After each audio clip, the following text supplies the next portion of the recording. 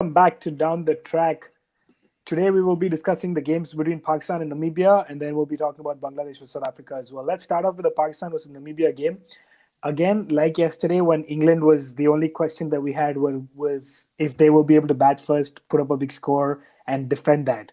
And unlike England yesterday, they were able to comfortably do it. Although the opposition was a little bit uh, not compared to Sri Lanka, but I think Namibia in themselves have put in a good show of themselves in this tournament. But Pakistan just too good on the day. They have been run rampant in this World Cup. 4 out of 4 now for them.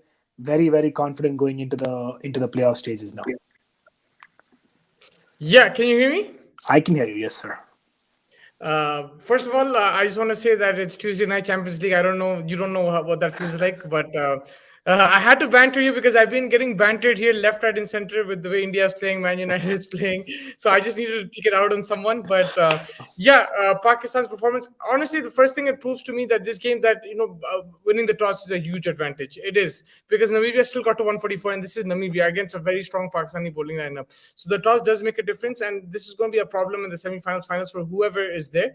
And hopefully it's not. Hopefully we see something different, but I don't know what miracle we'll see. But you never know in the World Cup in cricket. We don't know. We can't predict the future. But yeah, as of now, it looks like the toss is a huge factor. But yes, credit to Pakistan. Rizwan started off very slowly. Babar Azam, he looked in good touch. They complemented each other well. And then after Babar got out, Hafiz came. Hafiz played a blinder. And that last couple of overs, Rizwan just went hammer and tongs. He smashed it out of the park. Took his time, but an excellent innings in the end and a lot of confidence going into this semi-finals. I think Hafiz's innings for me was the standout just because he was the one batsman who wasn't even. Shoaib Malik was hitting sixes in the last 2 games, but Hafiz was completely out of touch. But now he's come back and he's been hitting those sixes. That's what it is. When the team, everything is going right for you, everything goes right for you. You say that, with India, nobody's in form. With Pakistan, those guys who are not in form, they're also coming into form. So it's a story of two different teams, but Pakistan were brilliant with the ball. It was difficult with the dew. They probably would expect to win by a bigger margin, but the dew does play its part. And I think Namibia really fought hard. And if it wasn't for those last 2 overs, they would have probably been in this game. It would have been a very tricky defense for Pakistan. Yeah, I think so. I think that those last 2 overs changed the game. So I think, in my opinion, Hafiz's, like you said, innings was very important. Maybe a little bit of concern with Fakhar Zaman's batting form, but apart from that, I think everything else is looking very good for Pakistan at this point in time. And like we were talking about Namibia, I think they've provided a good showing of themselves in this World Cup. I think for now, I think that they should take they should be happy with the way they've performed this tournament and go on and try to improve the things that they can, whatever is in their control, and move on from there. It's just that at this point in time, you can't really say anything more for them. Just tip your hat to a good tournament for them coming into this. Now they're already qualified for next year's tournament as well, so that's a good thing for them as well. So just kind of focus on the next year to improve whatever they can and come back with some more strong showing in the next outing in the World Cup. Yeah, for sure. I think for them, they'll be very satisfied with their performances. They played really well. Again, today they fought till the end. It's just Pakistan were too strong for them. I think I agree 100%. I think that wraps it up. Pakistan looking obviously favorites like England is. Not much more. Anything else you want to add about Pakistan's wonder showing? No, I think they've been outstanding. The good thing is they've been tested in all areas. Again today, Hafiz came up. I think the top order did their part, but we've seen in other games the middle order has contributed. There's Asif Ali still there. There's Shoaib Malik. There's Imad Wasim. So there's plenty of batting. I think it's just about in the knockouts, maybe like winning the toss and also just handling pressure well. That's what they'll have to do because they'll be coming up against some stronger teams and more informed teams. I wouldn't just say strong because India and New Zealand are strong teams, and Afghanistan as well in these conditions. So I think there'll be more informed teams. So how they handle that pressure, that will be key. But right now, this is not the best Pakistani bowling lineup, but that batting lineup is much stronger than before. So it evens it out, and they're looking like a proper unit right now. Absolutely. Your player of the match? Mohammad Rizwan. That last over finished the game. It could have been Babar Azam, but that last over, he smashed it out of the park. So yeah. Yeah, I think Rizwan. That's a fair point. I think after that slow start, I think he deserves to similar to Butler yesterday. After that slow start, to be able to convert that and then get that 140, 150 strike rate is what Yeah. champion batsmen do, and he did that. So that wraps it up. Moving on to the South Africa and the Bangladesh game. South Africa, man, where is this team? Where was this team hiding? Everyone had written them off even before the tournament started. No one expected them to make a fight for it, but they are making a good fight for it now with Australia somewhat struggling. I think South Africa have a slightly better chance, although they have to play England still. If they had Faf, I think they could have actually win this tournament. They're still in it. They can still do it, but the bowling is outstanding, and they're all bowling really well. Whether it's Shamsi, whether it's Nokia, whether it's Pretorius, who I thought would be the weakness, who will be attacked, and now Rabada is back in form as well. He's a world-class bowler. It's just about time that he comes back in form. But their bowling is outstanding. I think they'll cause problems to whoever they play if they do reach the semi-finals. Now the problem is that they have to play England, but even against England, I think they do have a chance. They can beat this England side. I know everyone is saying that England will win, but this is T20, and if the toss goes South Africa's favor, if it's in Dubai and everything like that, South Africa have a good chance because their bowling will test the English batsmen. We've seen Nokia dismiss Butler after Butler hit him for 6 in IPL, right? Like we've seen it. So I think they can give England a test, but it's a dangerous type of team. I wouldn't want to face a South Africa. I would probably face an Australia or someone like that. But South Africa is a dangerous team because they bowl so well, and bowlers win you tournaments. Still, they need their batsmen to. Again, we saw the top order not clicking. Really good the way Bavuma played. I was very impressed with them because Van der Dusen went to a shell, but Bavuma took him out of that, and they guided their team to victory with 6 overs to spare, right? So, and that's very crucial for net run rate. It can come down to that. It probably will even if they beat England, it still probably will go down to net run rate. So a very important win for South Africa. Bowling was clinical. Batting, again, I have questions about the top order, especially Quinton de Kock. Even Hendricks not in form, but bowling is outstanding. Yeah, I agree 100%. They've been the best bowling unit along with England at this point, who've been very, very good as well in their bowling department. And we've seen flashes of brilliance with Pakistan as well, and that's why we're talking about these 3 teams that are doing very, very well in this tournament at this point in time. Of course, Afghanistan with their spin trio is doing well as well. But like you said, bowlers win you the tournaments. Batsmen will win you games, but bowlers will win you tournaments. So. Very nice, very very nice to see South Africa back in the reckoning, and a good chance of making that top 2 spot. Coming to Bangladesh, I think that they've had a terrible showing this World Cup. I think that no one, of course, you expected them to make the playoffs, which makes you look really stupid right now. But I honestly didn't expect them to make the playoffs, but I didn't expect them to be as bad as they have been this time.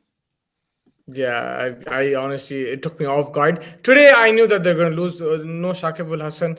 I really thought it was going to be a tough ask. Again, batting man has been very poor. Even with Shakib, they're not being able to muster a score. And when they do muster a score, the bowlers are not showing up. So they have issues all around. And they're not handling pressure well. I think captaincy has been an issue. Field placement has been an issue as well. And building partnerships, they're just not being able to build. And for me, the biggest problem wasn't even Shakib not playing. He played majority of the tournament. I think Tamim Iqbal missing out, I think due to injury, has been a big loss because he provides you that platform and takes the pressure off the likes of Shakib and Mushfiqur Rahim. Even we saw 2019 World Cup, Bangladesh won some big games there.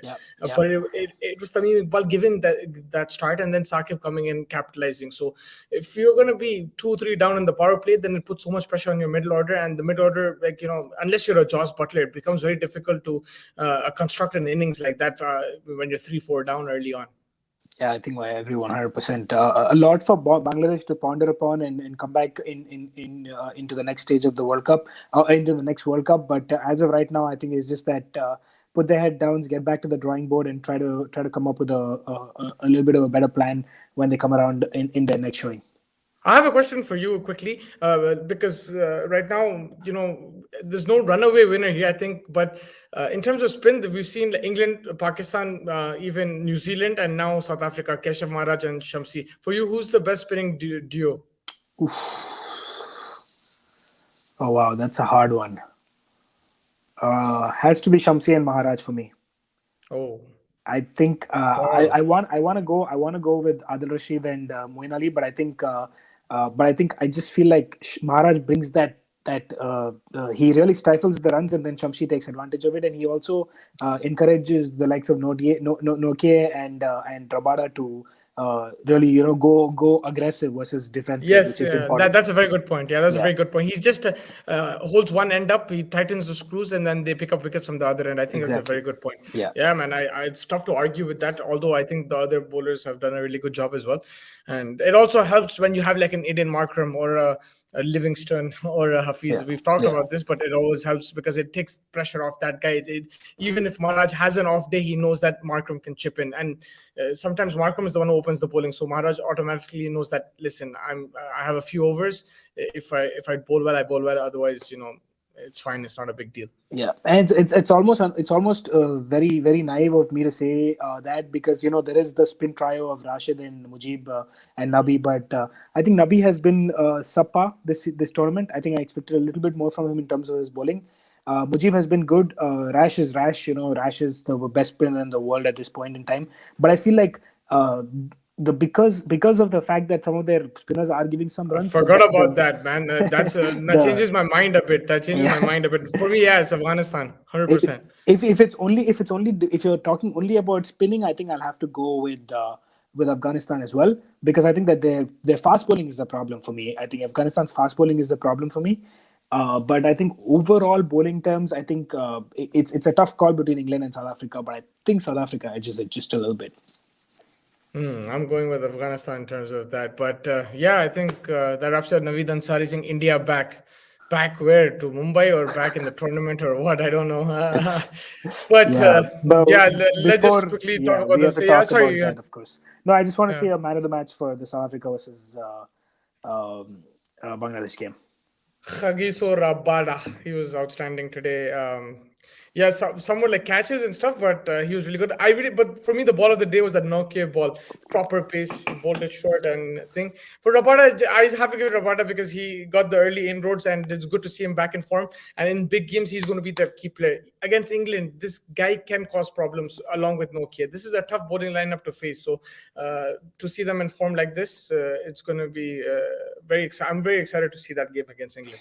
I think that's a fair shout. Moving on to tomorrow. Oof. Let's talk about New Zealand and Scotland first. Get that out of the way. What do you want to talk about, man? Just What you do need to go and pray for Scotland. As an Indian fan, you need to go and pray for Scotland.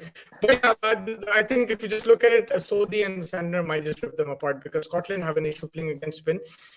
That's the biggest problem. I think they fast bowling decently well, unless it's extra fast.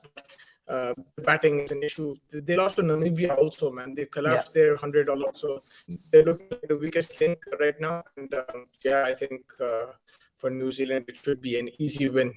I think also New Zealand will probably try to wrap it up quickly to really work on their net run rate so that they can get ahead of the game from Afghanistan. I think that's what they'll probably look at doing. Yeah.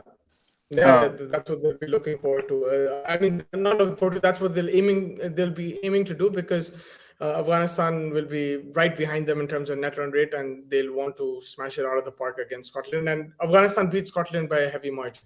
Yeah, exactly. So moving on to India, Afghanistan. I mean, there's a lot of permutations and combinations. There's a lot of Twitter activity about how India needs to win by 70 runs, 80 runs, 40 runs, so on and so forth. I think at this point in time, I think it's extremely difficult. It's just very, very hard. With that being said, stranger things have happened in cricket, so I'm not writing them off completely. But let's realistically, I think that it's a margin too far, in my opinion.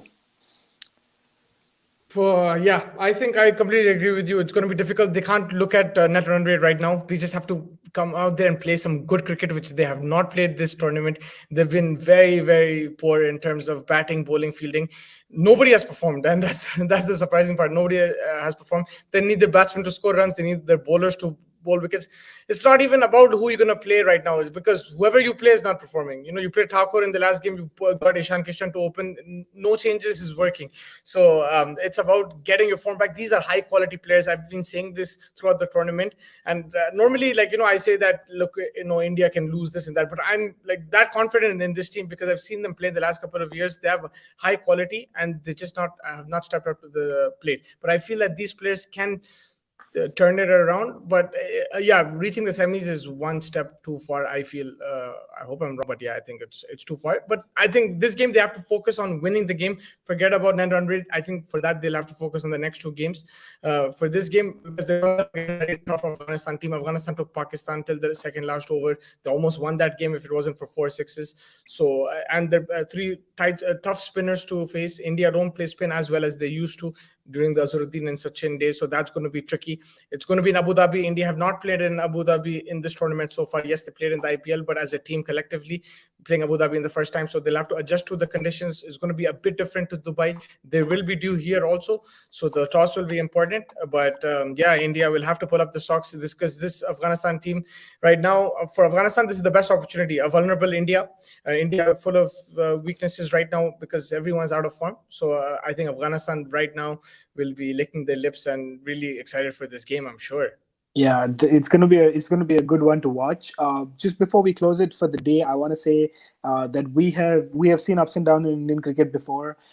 Indian cricket deserves us to back them when they are down like this. I think we've seen them give us so much that it's almost unfair the way they're being treated right now. I think that they are also human. They are also disappointed. They are also dejected. There's a lot of questions about the IPL, them partying for Halloween the day before. All these kind of stupid things are coming up, but they are human. We have to understand that at the end of the day, Indian cricket is what it is in the position it is, and a lot of it has to be thanks to the IPL. Yes, we can criticize some of the things that happen in terms of the amount of playing that they're doing and everything, but this is how it is right now, and we are in that kind of a superpower mode because of the IPL and because of the resources that this team has struck hard to do. So we can criticize them on the field, but I think off-field antics should not be questioned. I think that they should let them live their lives the way they want to. It's really silly that these kind of stupid things come up.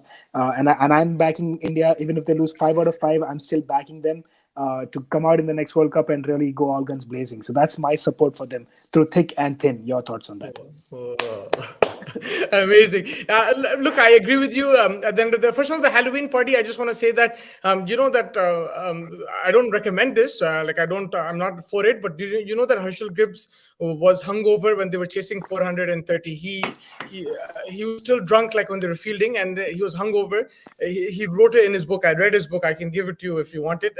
He was hungover when he hit that 175. So I mean, for cricketers, they know what to do.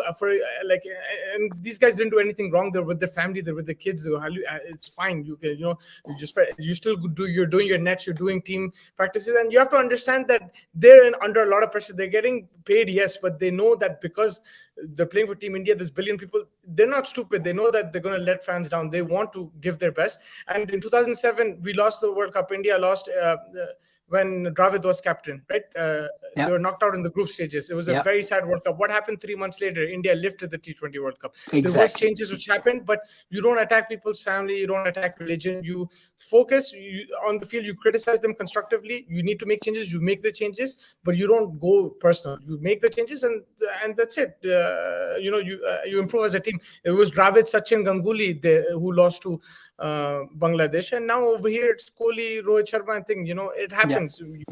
Maybe a few changes and stuff. And this time next year you might be celebrating a World Cup or something, right? And there's another World Cup next year.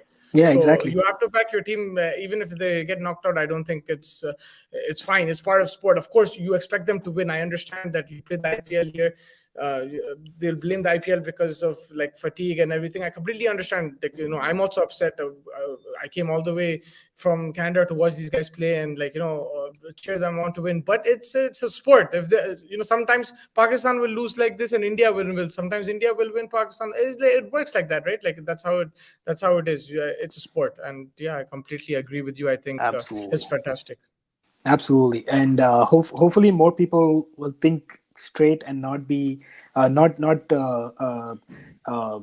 like you said, but not get very personal with them. Let them do what they want. You can get angry. You can say, "Man, what the hell? Aisa shot kyun mara? Arey pagal wo aisa kyun kara bowling? Aisa slower ball." You can say all that, no problem. But that's on the field, right? They're going into people's families, personal business. Bro, I don't ask you what you're doing before your work or whatever. It's your thing, right? What am I doing? You're not asking me that, right? We're here, we do our job, and then we bounce as long as we're there, and we're trying our best. Sometimes today we got a few more views. Sometimes we don't get any views. lose. Like that doesn't Yeah, mean we're of not course. trying. We're all trying, right? So that's the Exactly. same thing with Team India. You got to, if you're from India, you support the team. You need to support the team through thick and thin. And this time, Exactly. this is the time your team needs you. Even if you don't qualify, they need you at this time. You have to back your captain Virat Kohli, and you have to back the whole team. Absolutely, absolutely. Looking forward to what they can bring for us tomorrow. Hopefully, a change in fortunes, a nice little win, and then who knows? We might just we're still not completely out of it. We are. Yeah. We are. It's a tough one for you because 3 Sunrisers versus India. It's a tough one for you. Yeah, it is a tough one for me. So we'll see how that goes. Might be a But win-win, but yeah, let's see how it goes. Thank you, man. Sorry I took extra of your time, no, but no, that's fine. that was a lot of fun. Let's see what tomorrow brings, and we'll catch you right after the games as usual. Yeah, for sure. And thank you everyone who joined in. And there's some comments. Meet Jane says South Africa is the winner. Today game India win. Let's see how it goes. Thank you guys for joining in, and tune in tomorrow for the latest from the T20 World Cup. Take care, Don. Take care.